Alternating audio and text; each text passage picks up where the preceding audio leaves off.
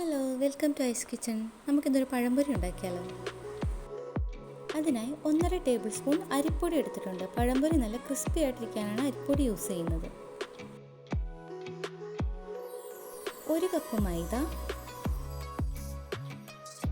1/2 teaspoon മഞ്ഞൾപ്പൊടി, 3 teaspoon പഞ്ചസാര, പാകത്തിന് ഉപ്പ് എന്നിവ ചേർത്ത് നന്നായി ഒന്ന് മിക്സ് ചെയ്യണം. നിങ്ങളുടെ ടേസ്റ്റിനനുസരിച്ച് ചേരുവയിൽ മാറ്റം വരുത്താം. ഇനി നന്നായി വെള്ളമൊഴിച്ച് കുഴച്ചെടുക്കുക.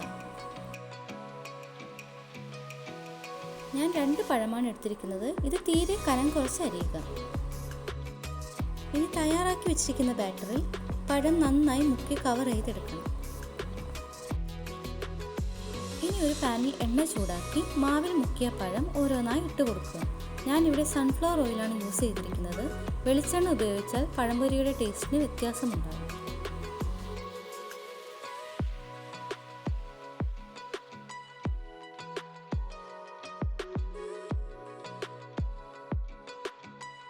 സ്റ്റൗ എപ്പോഴും മീഡിയം ഫ്ലെയിമിലാക്കി വയ്ക്കുക. പഴംപൊരി അധികം മുരിഞ്ഞു പോവാതെ ശ്രദ്ധിക്കണം. ഇനി മറിച്ചിട്ട് കൊടുക്കാം. ഇരുവശവും മൂത്ത് വന്നതിന് ശേഷം നമുക്ക് കോരി മാറ്റാം. നമ്മുടെ പഴംപൊരി ഇവിടെ റെഡിയായി കഴിഞ്ഞു. ഇനി മറ്റൊരു വീഡിയോയിൽ കാണാം. വീഡിയോ ഇഷ്ടമായെങ്കിൽ ചാനൽ ഒന്ന് സബ്സ്ക്രൈബ് ചെയ്യണം.